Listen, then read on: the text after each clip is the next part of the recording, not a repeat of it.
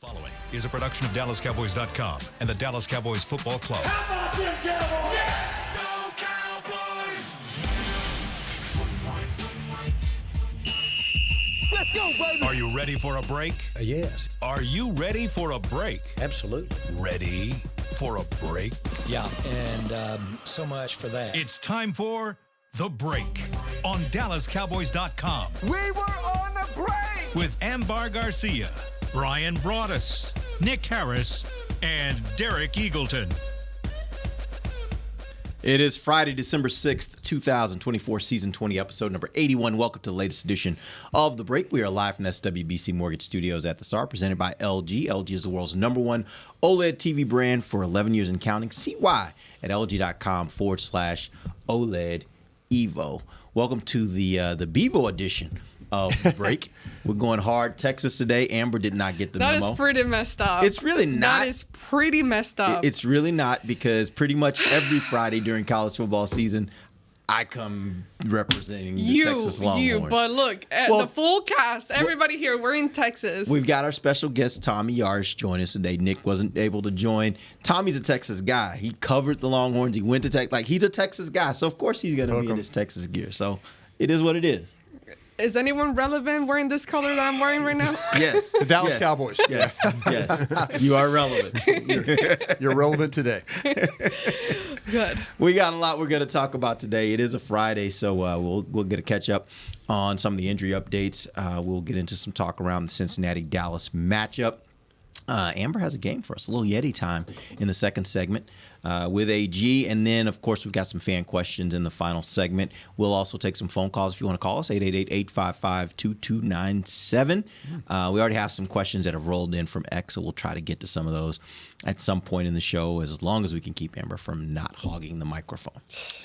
So let's go. Let's jump in. That's going to be Tommy's problem today. Tommy, I can just so you know, Derek likes to promise things and then they don't happen. So he tells fans to call in, to send messages, and then we don't get to them. Did we get to him yesterday? You got to one. Did we get to him yesterday? I didn't hear the phone ringing. Oof. Nobody called? They said, Nobody called? We're not believing. That's a problem. Not No one's falling calling our apart. show. Nobody called. Maybe that's why Tommy's here. Yeah. Maybe we're like, Maybe we need the more quality of the people on the air. Maybe Nick needs to be upgraded.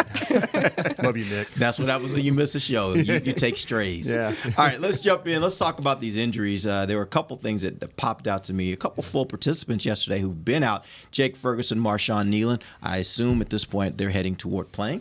Yeah, that's a good sign. They're heading towards playing. Jake Ferguson officially cleared concussion protocol on Wednesday when he returned to practice. He was going through everything with Linda Wells during the media viewing, so he should be good to go. A good sign for Marshawn Nealon, just more depth at that edge spot. He's one of their better run defenders.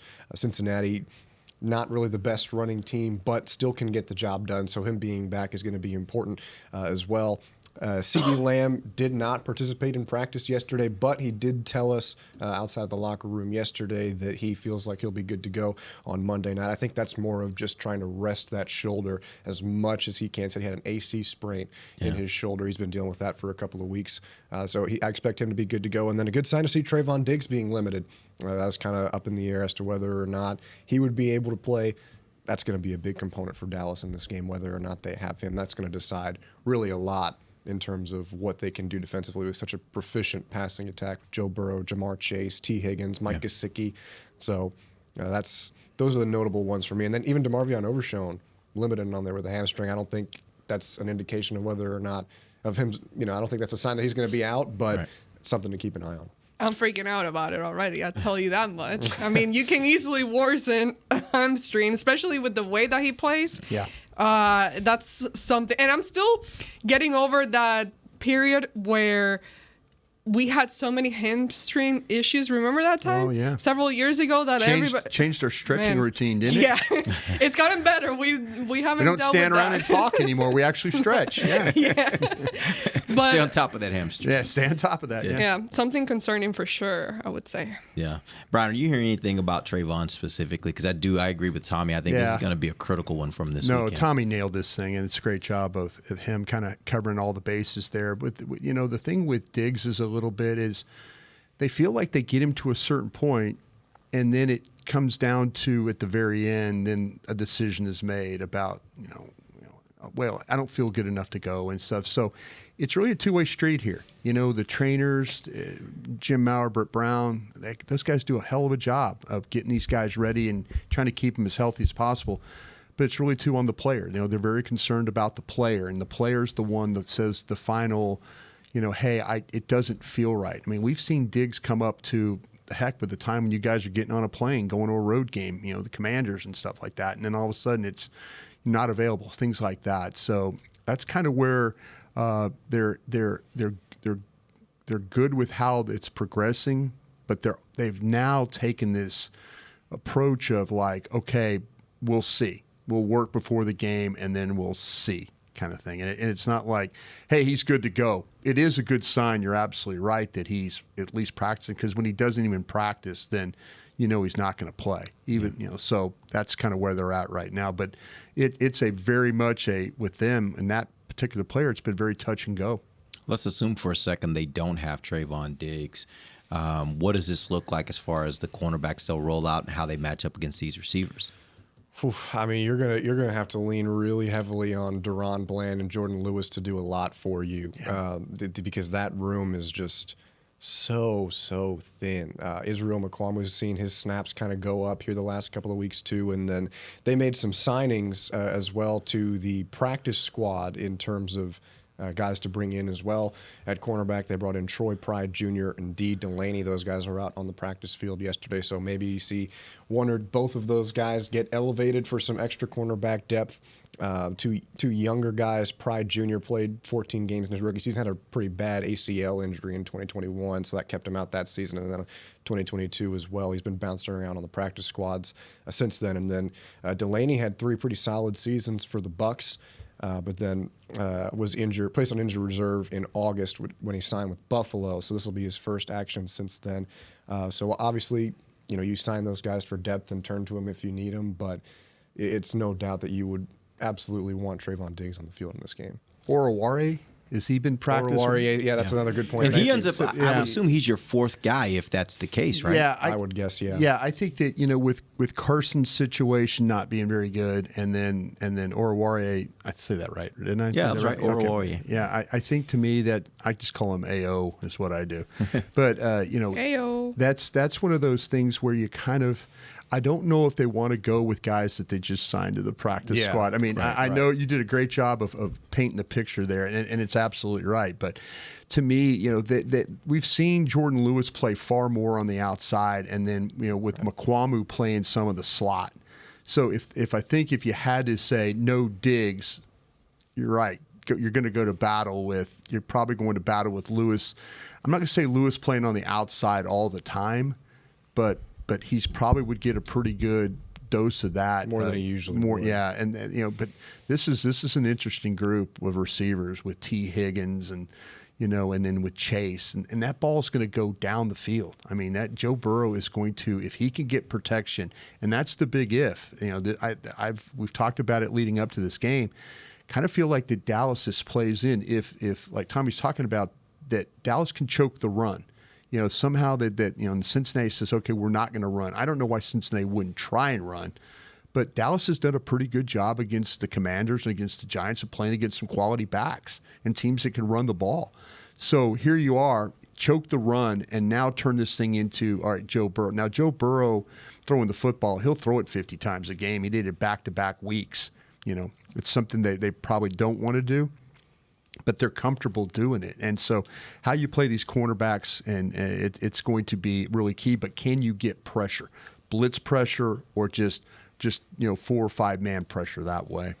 All right, let's move on. Let's talk a little bit about this matchup. I have a few questions for you guys about the Cincinnati versus Dallas matchup. Let's start first with, right now, where would you rank Joe Burrow relative to all the quarterbacks Dallas has faced this season? I'll throw out some of the names: Lamar Jackson, Jared Goff, Kirk Cousins, Jalen Hurts, Jaden Daniels, Brock Purdy, C.J. Stroud. Where does he rank? I would say 2 behind Lamar Jackson, and he might be 1. Yeah. I could interchange. My LSU bias will come in here. Ty goes to LSU. I might be wearing this burnt orange for you guys and my son. But I wear LSU. Don't get it twisted. Yeah, I wear an LSU outfit every single day. Don't think I'm ever going to pull for you guys in this thing. No. but I will say, and you're right about Lamar Jackson. I mean, just you talk about every one of these guys. Kirk Cousins was actually playing pretty well when he faced the Cowboys, and now this is the way the schedule works. Mm-hmm. This is the way the NFL schedule works. Depending on when you catch certain teams and you catch. Now they're talking about playing Michael Penix in Atlanta. Yep. Time to play Michael Penix. And we're sitting there like Kirk Cousins was like 19 of 20 for, and not throwing intercept, not doing, so that's just kind of shows you where quarterback play is at times. I think when you start to talk about the ability to throw the ball, just throw it, this is the guy that's the problem. Yeah. Those other dudes, whether it was Hurts or Lamar Jackson, those guys, the element of the run is what kills you there, and that's what hurts you there. So I would say that he's probably going to be the best quarterback that they play, just from the aspect of the weaponry he has on the outside, the challenge of that, and then his willingness to stand there and just throw balls all day. Yeah. That's going to be a problem. And to add on to that, we've been talking about this on Talking Cowboys the last couple of days. I think this is the best season that Joe Burrow has had resetting the pocket, because his offensive line hasn't been great. Not been good, you're right. But he has moved around really well, stepped into some throws, stepped away from pressure, and made the throws that he needs to make. And that's been one of the most impressive parts to me about this thing. And when you think about him and Jamar Chase, it is such a rare connection in terms of the fact that they played at such a high level in college, and it's translated so well to the NFL. You don't see that often where two guys play together in college and then do the same thing in the pros. So there are kind of some unspoken communication, communication that they do non-verbally, where they're just on the same page, and you don't see that. Damn right, often. Tommy. There's a couple of you times only learned that at LSU. There's a couple of times where Burrow literally just goes like this, and Chase is already there. Yeah. And so having to defend against that with a battered cornerback room for doubt, it's going to be interesting to see. And then you think about, okay, let's say you take away Joe Burrow and Jamar Chase's connection. You've got another wide receiver one caliber player in T. Higgins. Absolutely. So it's just a really tall task. Yeah. I put him at number one because, again, I'm like Bryan. You have to look to me, I don't look at this as just a quarterback. And I know you're asking specifically about him, but you got to look at who's the cast around him, because we know, like, having a balanced game, how much that betters your game as a quarterback. He has the running game. He has the ability of someone that just because, let's say, Micah pressures him and gets a sack, he's not going to be thrown off his game. He's going to come back in and do what he needs to do. So he has every quality that you would want in a quarterback. And right now, when someone's trending hot, he's at a pace right now that it's going to be very difficult to stop him. And like you said, all the weapons around him and the fact that they're scoring so many points, it's going to be hard to keep up. All right, let's move on to the next question. And I want to say this. I'm going to say first. It's funny, we didn't even talk about Brock Purdy in that group, too. No, and the thing about it is, Brian, I'm not saying, but at the time, right. I think the whole thing, what you're saying, they played some really good quarterbacks. Yeah. That guy Detroit. That list is the quarterbacks of the NFL, yeah, right? They have played some outstanding quarterbacks. And edge rushers, too. Yeah, exactly. No doubt, yeah. All right, let's talk about this. And I'm going to say beforehand, the way I'm going to term this question, it might jump to you immediately like, well, of course, but I really want you to think a little deeper than that. Based on the expected matchup, and we're going to assume Trayvon Diggs plays for the purposes of this question, who has the greater chance of wrecking this game for Dallas, Jamar Chase or Trey Hendrickson? Well, that's a really good question. I think Chase does. I think Chase does, and because I feel like that, and I'm making a big assumption here, that they're going to try and find a way to take Hendrickson out of this game, whether it's by spacing him, doubling him, chipping him. Something. Yeah. Something. Yeah. I'm making that assumption that that's going to happen. With Chase, I kind of feel like, though, that he is one of these type of players that even if you try and take him away, he finds ways. Other than the last time he faced Trayvon Diggs, Other right? than last time he faced Diggs. And you know what? He opened a media availability saying that. Yep. So he's thinking about it. He's thinking about that right off the jump. So to me, man, I just worry about his ability to make plays down the field. I mean, and much like what CD does, they could target him, 12, 13, 14 times in this game. And like say 8 of those catches could be for, I mean, he look at the Baltimore games this year. And you kind of feel like Baltimore, I mean, I know Baltimore's got some defensive struggles and maybe in the secondary a little bit. But man, he has the ability to light you up. But look what Hendrickson did against the Raiders. He had 4 damn sacks. Mm-hmm. It's a great question. I'm going to go with Chase. Again, LSU bias there. It's close for me. I would lean Hendrickson only because his motor is just unbelievable, and the way that he just somehow finds, I think somebody put it, I forgot who said this, but he doesn't do anything entirely special in terms, whether it be pass rush moves or whatever, but he just has a knack for getting to the quarterback. And if I'm not mistaken, he lines up on the right side most of the time. Yeah, he's going to be on your offense's left. So how good do you feel at left tackle if you're the Cowboys? Against a guy like that, I don't know how great I feel. And Cooper Rush has had a tendency to get the ball taken away from him in the backfield here a couple of times. Or just season. fumble it at the snap. Exactly. Yeah. So when you've got that threat, the offensive line has been playing better That's a good point. as a whole, but that's a guy who you're going to have to deal with the entire game, and he's going to give you 100% every step of the way. Yeah. So I think he has a bigger chance to wreck this game by making a play like that where he takes the ball away from Cooper Rush, or he gets home 2 times on Cooper Rush. Because if they sack Cooper Rush 2 times and take possessions away from this Cowboys offense, it's going to be tough. My way of neutralizing him and neutralizing Chase is going to be trying to run the football. Yeah. I'm going to make if Cincinnati's best linebacker is not playing in this game, I'm going to make Cincinnati have to defend the run. And you know what? I'm going to get Ezekiel Elliott involved too. I'm just going to. We talked about the metric yesterday of teams that have run the ball over 30 times a game against these guys have found a way to win 5 of the 6 games that they played. The Giants are the only team that have lost these guys. I think that's a pretty good metric to me to be looking at it like, listen, what I've seen the last couple of weeks with Rico Dowdle running the ball, a healthy Brock Hoffman at right guard, a better play from Steele, Beebe, these guys. I'm going to try and load this thing up and try and stay ahead of the chains and not let Chase kill me in this game and not let Hendrickson, if he's having to play run defense all day, him and Hubbard and those guys, well, good, let it happen. They've proven they can't do that. So that would be my plan going in. This game would last about 10 minutes because I would run the ball basically every snap if I could. Yeah.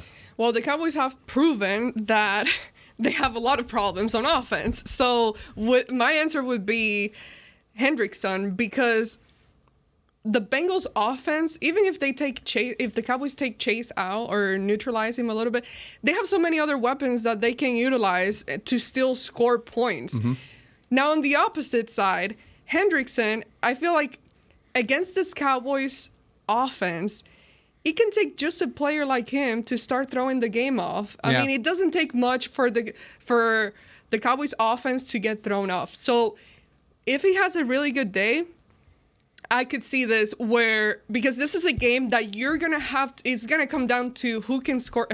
This is going to sound dumb because that's how the game works. Yeah, who's going to score the most points? Who's going to score the most points? But we know that the Bengals can generate a lot of points. Mm-hmm. So you cannot fall behind. And if the Cowboys offense don't get it going right off the bat, if they take a whole first half of the game, 3 and out. How they do it again? 3 and out. Hey, guys, back to the sideline. Hey, guys.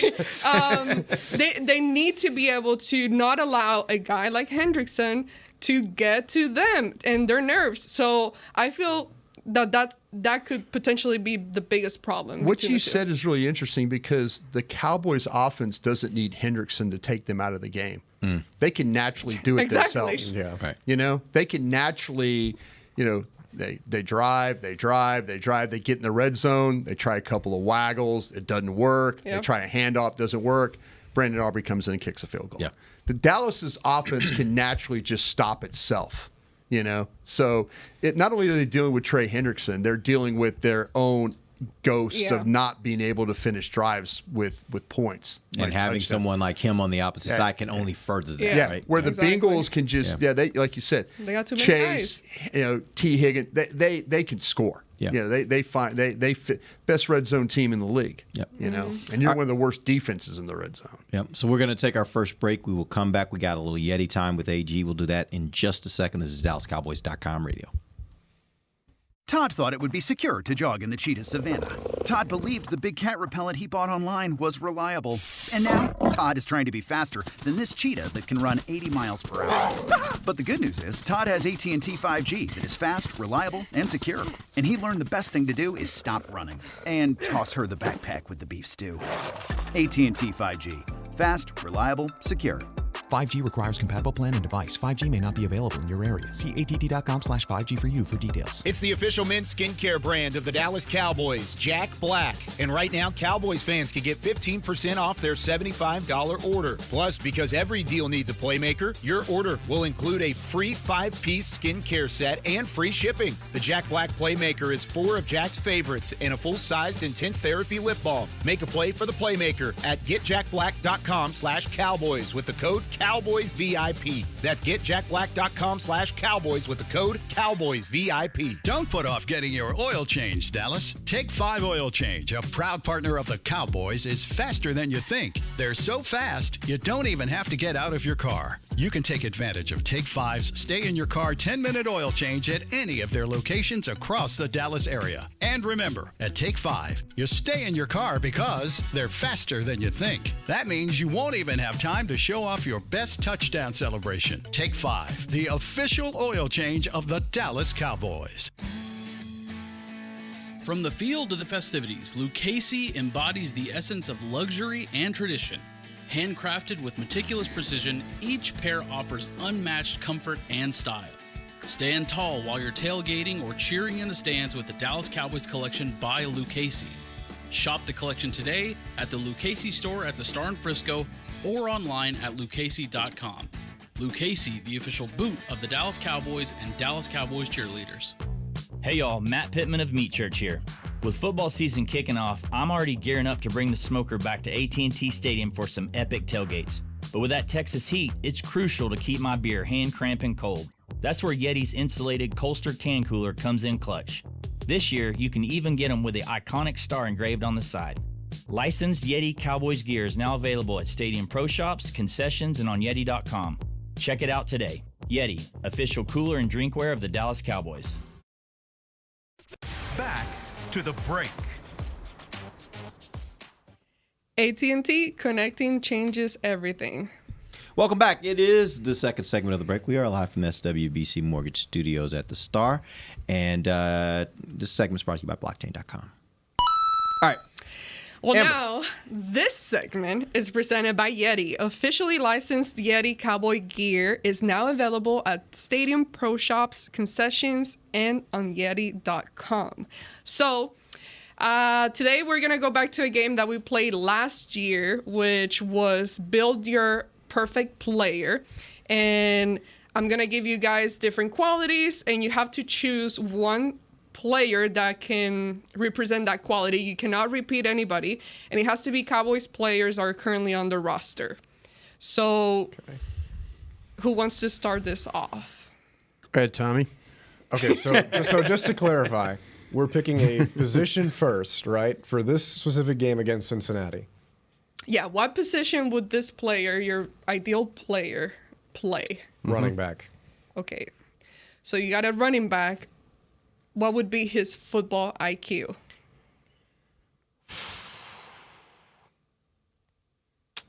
Give me the football IQ of Dak Prescott. Mm-hmm. Dak. The speed of? Kavonte Turpin. Pretty much we're all going to say Kavonte Turpin, right? Yeah, I mean, let's just say that's going to be hard to say. Hard to say otherwise. I got another guy you can say. Okay, all right, There you go. Good. Hand-eye coordination. Probably wasn't his best display last week, but CeeDee Lamb. Mm-hmm. Okay. Strength. Tyler Smith. Mental toughness.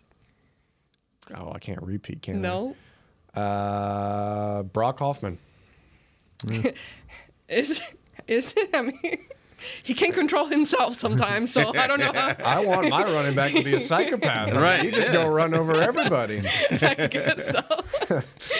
Athleticism. Athleticism. Give me Jonathan Mingo. Okay. Interesting. And then what would you name this player?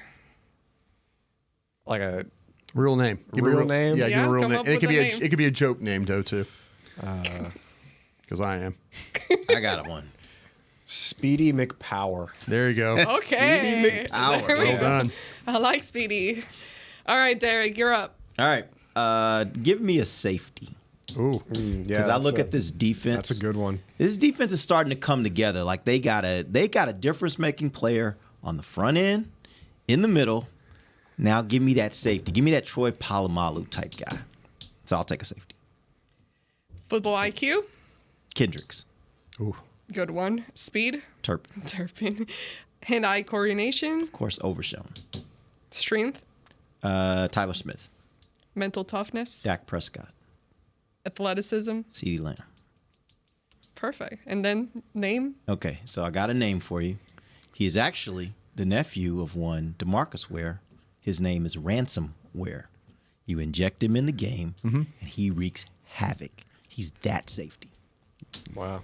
That's much more creative than Speedy McPower. That's it, but it's a good name, though. Don't I like yours. Yeah. You're a rookie to the game. Don't worry about it. Yeah. You'll invite it back next year. Yeah. Brian, you're up. Yeah, I'm going to take a cornerback here. Oh. Yeah. I'm going to give you his name. His name is Larry Martin. Because I combined a player from Larry Allen and Zach Martin. Oh. So my player is going to be At like corner. Yeah, at Let's corner, do it. like a big tough guy is what I'm going to play here. That's my guy, Larry Martin. Go ahead. Football IQ. Football IQ. I'm going to give you Deron Bland. Okay. Speed. I'm going to give you Overshown. Yep. Hand-eye coordination. CeeDee Lamb.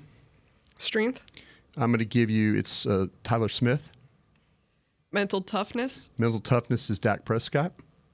And athleticism. That one now is going to be Micah Parsons. Okay. I can't believe I didn't put Micah in any of these. You guys are poor scouts. I know, that's horrible. That is horrible. Yeah. Also, I can't believe only Tommy went with an offensive guy. Like a We're guy trying to on stop the offense. Bengals. Yeah, I'm looking at this Bengals team. I'm like, y'all can handle the offensive side. The defensive side needs help. Who's going to score points? I'm the defense. Speedy McPower, obviously. Come on, man. Larry Martin. He's one of the best corners ever to play. Right. Bunch Might of be the pick best corner sixes. ever. Bunch of pick sixes. Sure. Yeah, you give me Troy Polamalu, he will You know make a what? difference in this I'll game. tell you what, and I struggle with this because you were talking about what was the one the category the first one you gave is this is the IQ part. IQ. I struggled with Bland because I think Bland and Jordan Lewis are very similar when it comes to I can see that. like the football intelligence because Yeah. you talk about the pick sixes being in the right place, right time kind of a guy. So that's kind of where I was. But Jordan Lewis needed to be on this list for something. He really did. Yeah. Maybe mental toughness. Maybe mental Because toughness. that's a guy that He definitely- is yeah. not Yeah. he is not afraid. Yeah. He's willing to go in there and does not get he's not dissuaded when things don't go his way. He Right. just keeps coming. Right. You know? Right. He'll trash talk That's on the okay. field. I'll No, take no, that. it's good. Oh, yeah, I'll take that. He has that aggressiveness in him. Hand-eye, too, could be Jake Ferguson. Yeah. If you Yeah. think about That's it. a good one. I've watched Jake Ferguson in a training camp practice when they juggle. Have you ever seen they throw those Yeah. tennis balls and he's not even looking. He's catching. They're coming over the top of his head and he's just looking in the. But he's made some pretty incredible plays that way. Yeah. I agree. An unconcussed Jake Ferguson. Yes. Yes. Yes. Healthy. Well, is thank you healthy guys now. for playing. You want to give us one? Me? Yeah. How was I? Put you on the spot. Okay. Position. Quarterback. Okay. Oh, okay. There you go. Wow. Okay. Let's go. Oh, boy. She's not wrong. Right. she isn't. I can't believe we didn't think about that. I'm trying to score points, okay? hear you. I hear you. I'm not relying on just defense Give to yourself a Joe Brady, right? I mean, a Joe Burrow. Joe Brady. A Joe Burrow. Hey, that would be Joe good. Mixon, right? You were right That's the not- first time. Yeah, that's not a bad idea either. Okay. Quarterback, football IQ, I would go with, that's an interesting one. Because the guy I want to pick, I've seen it. I've seen it in action. I would say football IQ, a guy like Kendricks. Yeah. Kendricks, speed. Kind of throw a Brandon Cooks in there again. That's another guy. When you start to think about it, kind of guy, smart guy that kind of understands how to play the game. Yep. For speed, I like Turpin with speed, but he gets stuck too many times too, you know? So I don't need that from my quarterback. I would take Brandon Cooks for speed. There you go. All right. That's not bad. Hand-eye coordination, a guy like CD. Yeah. Strength, a guy like Overshown. Right. Because he can take hits. He can hit you back too if needed. Yeah. Fair. When he takes off running. That's good. Mental toughness, Dak for sure. And then athleticism, I would go with the guy like, who haven't I said? I would go with maybe a Deron Bland. Yeah. He's pretty athletic. Very. A healthy Deron Bland. But like I said, I want my offense to score Fair points. and well done. But again, thank you guys. All right, cool. Let's take our final break. We will come back. We got some questions from you guys that we'll throw out here and answer in the final segment, and we'll get our picks for the game. We'll be back. DallasCowboys.com radio. If you can't be at the stadium, there's no better way to watch your Cowboys than on an LG OLED Evo TV. That's because everything you see is more lifelike. Every play, every hit. I mean, you might as well be on the sidelines. That's how clear it is. It's all thanks to LG's legendary technology. Perfect black, over 8.3 million self-lit pixels. No one comes close. LG OLED Evo is the best TV in the game for a reason. See for yourself at lg.com/OLED Evo. They say champions are remembered, but legends are never forgotten. United Ag and Turf offers a winning lineup of John Deere equipment built to tackle any challenge on and off the field. Legendary John Deere tractors, combines, residential mowers, commercial mowers, compact construction equipment, Gator utility vehicles, and a full line of golf and sports turf equipment. United Ag and Turf, the official Ag and Turf equipment supplier of the Dallas Cowboys. Visit UnitedAgAndTurf.com to find a location near you. If you shout, "How about them Cowboys?" you have that undeniable passion that's the heart of Cowboys Nation. And if you like to drink Dr. Pepper, you love the unique blend of its 23 flavors. Together, your one-of-a-kind fandom paired with the one-of-a-kind taste of a delicious ice-cold Dr. Pepper is the game day lineup that can't be beat. Better yet, gather your Cowboys and Dr. Pepper fan friends to watch the next game and crack open a delicious ice-cold Dr. Pepper for everyone. The wins will be even tastier. It's a Pepper thing. And we're going to overtime. Erica, how much have I spent on concessions?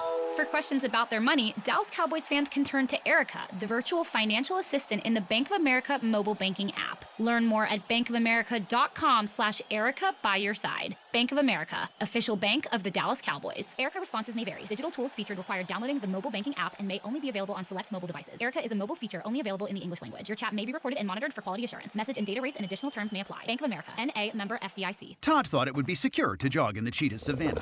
Todd believed the big cat repellent he bought online was reliable. And now, Todd is trying to be faster than this cheetah that can run 80 miles per hour.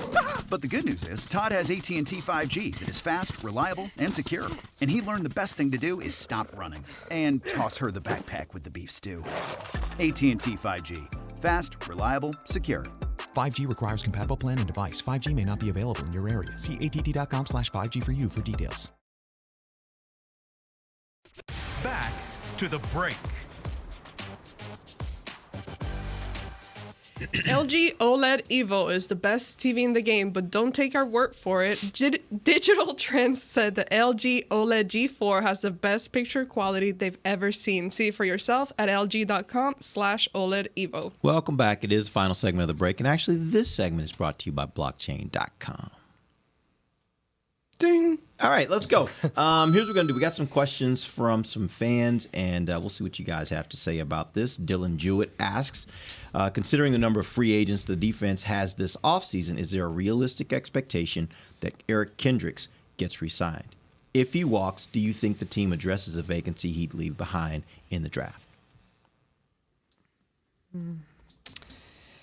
If he walks, I think you certainly look at the draft. Yeah, I guess the option would be either that, or do you think there's somebody already on this team that could fill that vacancy? See, they just have not played Damone Clark at all. Yeah, and that's if Damone Clark. Now, what about Maris Leofau? Right. That's kind of where I think that a possibility. Yeah, I think that would be a real possibility because you look at kind of a very similar look to the two guys with all the hair and kind of running around and crazy kind of the way that they play downhill and all. And Maris has played in a lot of the a lot of the base stuff, and every time he's been on the field, like good things have kind of happened. There's been fumbles, there's been sacks, there's been him making a tackle. So I think if Kendricks were to move on, which we'll see, he's played a long time. We interview him every week. He seems like he's still raring to go and all that. Was his deal was a 1 year or 2 year deal? I think was it a 1 year thing? I think so. He's up after this year anyway. I think make sure of that. Fact check me on that. I kind of felt like that he was looking at a 1 year deal there. It was a 1 year deal. Yeah. Okay. But I think he'll be free. Yeah, I think that we'll see. But with Clark, but I think that Maris Leofau will be the guy that if they move on, he'll be your starting Mike linebacker. See, even though I like the guys that we currently have on the roster, those younger guys, I still would like more of a veteran presence there because we've seen, if one thing we've seen this season, and personally I believe so, is how important the linebacker position is, and it affects the whole defense. Yeah. So I would love to have somebody, if not him, I would love to have him back, but if not him, I would hope to go and address that during free agency with another veteran guy. No one that's... You saying go sign a free agent? Yes. Ooh. But I'm not saying break the bank either because we don't got money. Don't worry. We don't got no money. You're good. Got no break money. The bank. Don't worry. We're good here. We got some pennies to spend in free agency. We got that plan right now. Yeah. But I'm saying something. If whatever would equal his current salary. Yeah. So something like that. I kind of agree with Brian in the sentiment that Maris Leofau might be your future there. Mm-hmm. I think that the sign of that I saw at least was when Kendricks missed a game. Yeah. He's your green dot as a rookie. Yeah. He's a smart player. So the question is, has he grown enough to where you trust him to get an uptick there? I also wouldn't hate if they draft a linebacker maybe in one of the later rounds. Sure. I think there are some value guys there for you. But yeah, if Kendricks doesn't, I think you welcome him back if you'd like to, just because he's your leading tackler. He's a veteran. He's been around a long time. He understands Mike Zimmer's system because he's played in it for so long. If Zimmer was to stay too, so there are some options there. But I would lean kind of towards Leofau, maybe picking up one more in the draft if he was. Yeah, if it depends on we don't know what the future holds as a potential coaching change, and do you have a new defensive coordinator in here, and does that defensive what kind of defense you playing? Yeah, is that defensive coordinator have somebody that he worked with before that's a young guy that all of a sudden that team that he just came from gave up on him, or Dallas can make one of those trades where they send a 6th round pick to go get a guy like that. But I think that Leofau is the guy that's going to take over that spot if Kendricks moves on. Well, that's a great point. Even with Kendricks, I think that was all about the fact that he had familiarity with what Zimmer was trying to do, and Zimmer wanted to have that guy on the defense to be able to help the transition. Right. So, yeah, that makes a lot of sense. All right, we actually have our caller here. We got Carmine out in Jersey. Carmine, what up? Hey, how you doing? I tried, I texted you a couple things too. But like always, I appreciate the show. You guys are great. Amber, I like the Yeti games. They're great. Thank you. My question is, remember, like I said, I thank you for answering the question yesterday. I wanted to add on to that because I understand that you guys think that maybe the scheme that people are having a hard time understanding it, but the difference between last year and this year was only Michael Gallup is gone. It's the same offensive people except for the line. So I don't necessarily buy that. You know what I mean? Well, what are you not buying? I'm not really buying like people don't really understand the scheme because everybody understood it last year. You know what I mean?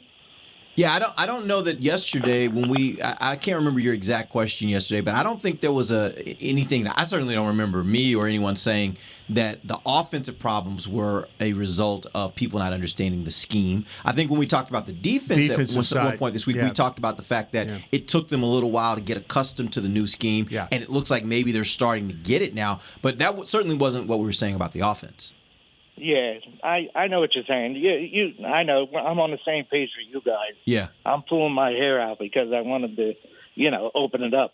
So. Yeah. No, and I remember your call. I remember your question now. You were asking if they should now be looking to open up the offense now that Mike McCarthy, because the offensive line is playing better, should they look to open up the offense more? And that's a question to me. I think ultimately, when you say open it up, what do you really mean? Like, how are you going to – because if you don't have the quarterback to open it up, are you going to really open it up, or do you have to play a certain kind of football because you're compromised at quarterback? They've won games running the football. Yeah. They've won games. They've won games. They won the Steelers game. They won the Giants game. They won the Commanders game running the football. The metrics are there for them to – that just shows you right there what's the one thing you're really getting pretty decent at is taking Rico Dowdle and trying to run the football. And be committed to doing that. And if it means opening it up to the run more, I'm all for that. Yeah. Well, the natural formula is your run game opens up your passing game. Yeah. So part of what Carmine said answered his own question in terms of the offense's shortcomings. I think it's been the offensive line. Yeah. I mean, you lose a guy like Tyron Smith at left tackle. That's pretty significant. Zach Martin was playing most of the year pretty healthy last year. So. Yeah. Those are two big changes that you've had to face. And now you add on to that you've got a backup quarterback in there who isn't necessarily the best at pushing the ball downfield like Dak Prescott was last year. And this offense is completely different. It doesn't matter what kind of personnel you've got at the skill position. So I agree with Brian. I think you got to run the football here. Yeah. Rico Dowdle Rico Dowdle has shown you that he can get you good 4 yards a carry. And like I said yesterday on Talking, 4 times 3 is 12. Yeah. And you need 10 yards for a first down. Yeah. So if you can get him going in the run game, that's really, I think, how you win this. I know we'll get to predictions here in a little bit. That's how you win this Cincinnati game. You've got to drain the clock and run the ball and keep Cincinnati's offense off the field as long as you can. I love how you let that Texas education just shine there. 4 times 3 equals 12. That was the most stuff. Math I did in Austin. Brian's still trying to figure that out. LSU, that's not what they do best. But 13. I was a yard short. There you go. You had 11. Like, how did we get to 12? How'd you get to 12? Hey, 11's still a first down. So. Right. Either way, it works. All right. One of my favorite tools in college was the calculator. The calculator, yes. That thing, you can type down answers and then find them later in tests. It was great. But I was going to say, last week was a clear show of why you should run. Like, what made Cooper Rush look better? Yeah. The run game. Yeah. So I think being able to have the combination of both, I mean, we've seen it. We've seen how it just helps you. So, yeah, agree. I try to do everything in my power to keep from the defense getting put in harm's way. Because if I can, now I might not score enough points, but I feel like my defense is starting to play better. They're starting to get guys back. They're getting a little bit more healthy. The scheme stuff is seems to be working for them right now. So, I'm doing everything in my power to keep the other team's offense off the field, finish drives with points as much as I can, bleed that clock, and let my defense get after these guys. That's kind of my plan the rest of the way. All right, we are going to get our picks now. Let's hear what you guys think is going to happen this Monday, Cowboys versus Bengals. Let's start with you, Tommy. I think Cincinnati's offense is just too good in this game, and when you look at the season that they've had, they're 4-8. 7 of those 8 losses are by 1 possession. Yeah. So they might be one of the better 4-8 teams ever, but that also doesn't take away from the fact that their defense has been abysmal at points in the season. They lose a guy like Logan Wilson in their second level. That's a big hit. So you can have Trey Hendrickson, but you've still got to find a way to be better on the outside at the cornerback and the defensive back spots. And I've got some playmakers out there like Cam Taylor-Britt, who I really like. But I just don't think Dallas's offense has the firepower when they're inevitably going to have to throw the ball in this game to win it. And I think that Cincinnati's offense does at such a high level, and they can score so fast that it might just overwhelm them. So I've got Cincinnati in this game 31-21. Yep. It's a good score. Give me the Cowboys in this one. I'm thinking that maybe the defense does get some stops, and they do find a way to neutralize Hendrickson as a rusher, running the football. I think this is going to be, they've played some tough kind of grinded out games against the AFC North. I mean, the early game against the opening day against the Browns, having to kind of like you get ahead and then you're kind of trying to hang on and but you're going to have to play tough that way. The Steeler game I mentioned. Baltimore was, you rallied at the end. I mean, Baltimore tried to kind of get you back in the game at the end. And so, but I kind of feel like, though, this is going to be one of those games. I think Dallas is going to get some stops in this game. I think their pass rush is going to cause some problems in this game because I don't think they're scared of Cincinnati running the football. And what's been happening, every week we come on here and talk about running game. Cincinnati doesn't. It's their passing game. And I think that plays into Dallas's hands. Give me the Cowboys in this one. Give me the Cowboys 26 and the Bengals 20. I just feel like it's going to be a competitive game. I agree with the Cowboys defense being able to compete and get some stops, but at the same time, they will allow some touchdowns too. My main concern comes to the Cowboys offense and whether or not they'll be able to score enough points to keep up and also early enough, not wait till the last few minutes of the game. So that's the biggest challenge, and I want to believe, but I don't know. I think even though it's going to come close to it, I think the Bengals end up winning the game. 35-28. All right. I actually think this is going to be a lower scoring game than most people think. I think this is going to be a game where the Cowboys will get some pressure on Burrow. They will slow him down. Again, they'll still get some points, but it won't be the kind of points that they've been scoring recently. I think this Cowboys defense is getting markedly better with every week that they're playing and getting healthier. I think they're getting much better. Now, a lot of this is me assuming that Trayvon Diggs is back. Yeah. And I think if Trayvon Diggs is back with him and Bland, with your pass rush, being able to really see how they can use these linebackers in the pass rush when you actually have the corners out there to be able to support it. I see some turnovers happening, and I think that's how this game stays lower scoring. But I think Cowboys are able to pull it out. I think Cowboys have some struggles too. I think Hendrickson's going to be a bigger challenge than what we may believe. Yeah. I think he's going to be a hard guy to stop for Dallas unless they're willing to divert a lot of attention to him. And if so, how does that affect their ability offensively to do the things they want to do? But I do think they get the win at home, 23-17 final score. All right. Appreciate you guys joining us. We'll be back on Monday. We'll be back on Tuesday. We'll talk about what went right and wrong for the Cowboys. Till then, for Tommy Yarrish, Bryan Broaddus, Ambar Garcia, I'm Derek Eagleton. This has been The Break, live on DallasCowboys.com radio. This has been a production of DallasCowboys.com and the Dallas Cowboys Football Club. How about this, Cowboys? Yeah!